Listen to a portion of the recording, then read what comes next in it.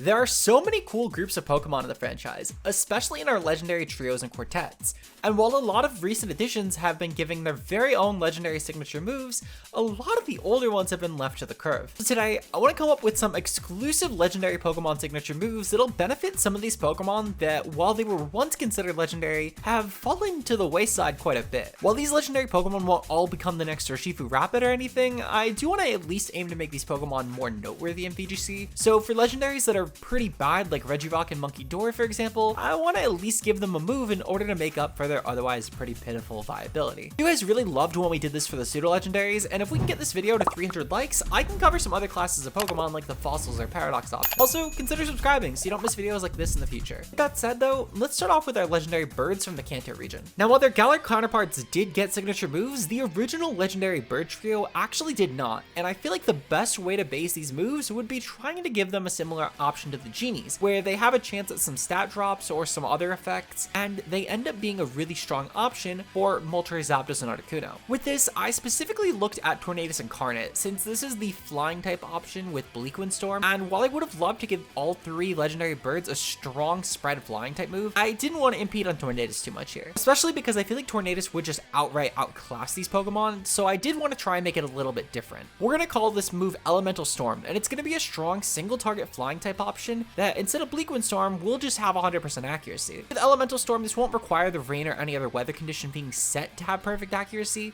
so while Bleak Windstorm will hit both opponents, it does still have to worry about setting up rain if you want to hit both of them 100% of the time. So there's at least some room to game with using Elemental Storm instead. Now this move will still be a very powerful flying type stab at base 100, and with all three legendary birds, it's going to have an added secondary effect. We're going to base this off the statuses, and I think the simplest way to do this would be to match it up to the user's primary type. So for electric types, it'll have a 20% chance to paralyze, for fire types, it'll have a 20% chance to burn, and for ice types, a 20% chance to freeze. The easiest way to go about this is just doing it like this, so that way then Moltres has a 20% chance to burn, Zapdos a 20% chance to paralyze, and Articuno a 20% chance to freeze. I guess this would have some complications with options like burn up Moltres for example, but I still do think this is probably the easiest way to utilize this move without having to do pointless reskins with the same name and nearly identical secondary effects. Having a strong flying stab would at the very least be useful for Articuno and Moltres exactly, though I don't know if Zapdos would necessarily forego it, as it's typically best used on these bulkier rain teams anyway, as it's able to spam options like Thunder and Hurricane pretty viably. However, with Moltres, it does have to worry about the rain weakening its fire type stab, and with Articuno, it would just rather have the snow anyway. So having a useful flying stab over Hurricane in this case would actually be a pretty big deal, and it could still at least be useful on Zapdos on options that just don't like to run rain for these ballad teams that feature Pokemon like Heatran. At the very least though, I could see all three legendary birds using this move, and I think Elemental Storm could make a pretty big impact in VGC for them. Similar to the legendary birds, the legendary beasts also have a lot of room to grow with their signature move. While you could make the case that Entei already has its own signature move, Sacred Fire is still technically Ho-Oh's signature move, and it was just given out to Entei after a few years. So I still think I'm going to count Entei in this group, but the other two beasts regardless have no signature move to go off of. For this move, I want to take some inspiration from options like Raging Bull and Revelation Dance, and make their new move change type based on the primary type of the user. We're going to call this option Mystical Fang, and it's going to be a 95 base power option that's going to match the user's primary type. So with Suicune, it'll be a water type option, Entei a fire type move, and with Raikou an electric type option. And similar to Revelation Dance and Raging Bull, in-game this will technically be listed as a normal type move. In order to make this move work for all three legendary beasts, we're also going to steal the mechanic that's been really huge for moves like Terra Blast and Photon Geyser, which is going to allow this to essentially take advantage of the stronger offensive stat. So for a legendary beast like Calm Mind Suicune for example, this is going to be a strong special water type move with no drawback. And with Entei, you could throw this onto a strong choice band set and get a powerful physical move that doesn't miss or have recoil like Sacred Fire and Flare Blitz respectively. Just for good measure, I do want to also make this move have the added effect to ignore all opponents' defensive stat boosts. That way then, an opponent can't just get up to +6 with Iron Defense and wall out Entei. It'll still take that perfect damage. I think this is a much needed option, especially for Raikou, because Raikou currently has to compete with Raging Bolt, which has a lot of good options such as a better stat spread and Thunderclap for priority. And meanwhile, Suicune just fell out due to power creep, and Entei, while it's still decent right now, could definitely use something that's a little bit more splashable for it. As another added benefit, by doing the effect like we did comparing it to moves like Revelation Dance for example, we can actually take advantage of Terrestrial pretty well too, making options like Raikou into a pretty terrifying Dondozo check, since you could tailor its Terra type into something like Ice or Flying in order to combat opposing grass types that Dozo loves to go for while at electric type attacks. This would essentially make Mystical Fang Raikou the best Dondozo check in the game, since it would have a strong stab that can not only handle Dondozo pre-Terra, but also really easily post-Terra for any viable typing. And it would still give you a pretty powerful stab if you were to change your type away from the electric moves, meaning that you could partner it with options like Thunderbolt plus the Mystical Fang for Terra, Ice, or Water, and get near perfect coverage out of this. This move essentially is just Terra Blast but on steroids, but I think for the legendary beasts in particular, these are definitely weaker on the legendary trio scale for sure, so I think having a signature move that can actually make all three viable, especially Raikou and Suicune, will be pretty impactful to their success long term in VGC. While half of our Regis and Regigigas, Regidrago, and Regieleki all do have signature moves, the original three actually for some reason don't have anything. These three definitely failed to actually stay relevant and competitive, with Regirock and Registeel being the best two of this trio, and they've only really been relevant due to niche generational gimmicks such as Dynamax and Terrestrial respectively. But unlike the birds and the beasts, I don't really have a good move that I can apply to just all three of these Pokemon, so we're going to be giving each of them their very own signature move here. Let's start off with Regirock, which honestly probably needs a signature move the most as of Scarlet and Violet, since at least Regis can kind of get away with using Terra, and Registeel is actually a good check to Pokemon like Urshifu with Terra. We're going to call this move Sandscape, and it's essentially going to be an enhanced move of the option Sandstorm, which isn't a signature move, and it's typically pretty bad. Now I know I prefaced that Regirock needed a signature move the most, and a reskin Sandstorm sounds pretty underwhelming, but it is going to have an extra effect here. With Regirock's Sandscape, we're going to be able to use the sand as a way to just get set up by using this move, while also applying essentially the same effect that Gmax Volcalith did, but a little bit toned down. Instead of dealing 1/6 of each opponent's health for 3 turns unless they're a rock type, we're instead going to deal 1/8 of their health and ignore any rock, steel, or ground types. So while any rock, steel, or ground type would take 0 damage from this move altogether, if you aren't one of those typings and you're on the opponent's side of the field, you're going to be taking roughly 18% of your health per turn. So it does have a slightly higher damage output if you can keep that sand up, and it also gives Regirock a pretty nice special defense boost, which Gmax Volcalith would never have done from Colossal. Now obviously there is some give and take though, because while Gmax Colossal wouldn't have gotten the Spadef boost from the sand, at the same time though, it also had a very high damage option to boost with this, since Gmax Volcalith was an actually damaging move for Colossal. So I do think there's some up and downside for sure with this, but I think it would at least help out Regirock a lot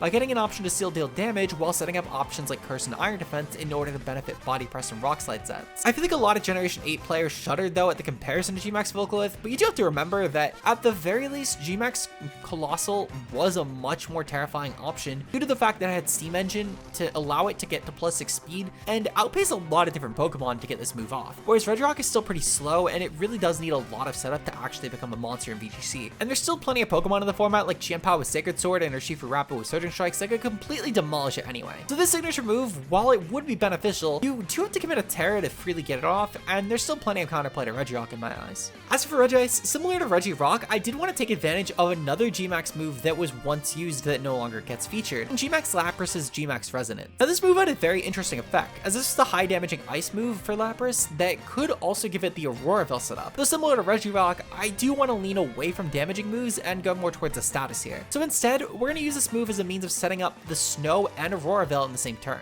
I think the perfect name for this move would be Frost Barrier, and with the Ice type status option, I do think this would be very terrifying on Regis. For starters, while setting up the Snow, Regis will get a 1.5 times boost to its physical defense stat. In addition, you'll also set up Auroraville, which makes it so you and your ally will take half damage for 5 turns and 8 if you have a Light Clay from both physical and special attacks. Not only this, but if you give Regice the ability Ice Body, it's also going to be gaining back 1/16 of its health as long as you keep that snow up for every turn, and this will last for again at least 5 to 8 turns depending on if you have the Icy Rock or not, meaning that Regice could get essentially an Auroraville, a strong snow boost from the Fizz Death, and also some actual recovery, which makes it into a very terrifying mixed defensive wall that could still fire off 100% accurate blizzards thanks to the snow being up. While Alolan Ninetales is its really fast speed set to bank off of, the ability to just change the weather and then immediately set up a Veil before an opponent can actually get a move off is a huge edge this Pokemon would have, as opposed to options like Tyranitar and Pelipper that could definitely switch in on Alolan Ninetales and clear the weather completely before it gets the Veil up. Now I could definitely see Regice working out as a true niche for these slower snow teams that could definitely benefit a lot from the Veil, but I do still think we have one more terrifying Regi to cover, before, and I think the signature move is going to be the best for sure. Now for Registeel's signature move, we don't exactly have any weather or terrain that really aligns itself with a steel typing. So I figured let's just keep it in terms of its cool defensive niche and lean very heavily into a defensive setup option. We're going to call this steel move Platinum Coat, and it's going to allow Registeel to immediately gain +1 in both of its defenses after using this move. While this might sound like a Cosmic Power reskin, it does get better, because at the end of every turn for 3 turns, it will gain an additional +1 in both defenses. So at the end of turn 1, you're already at +2 in both physical and special defense.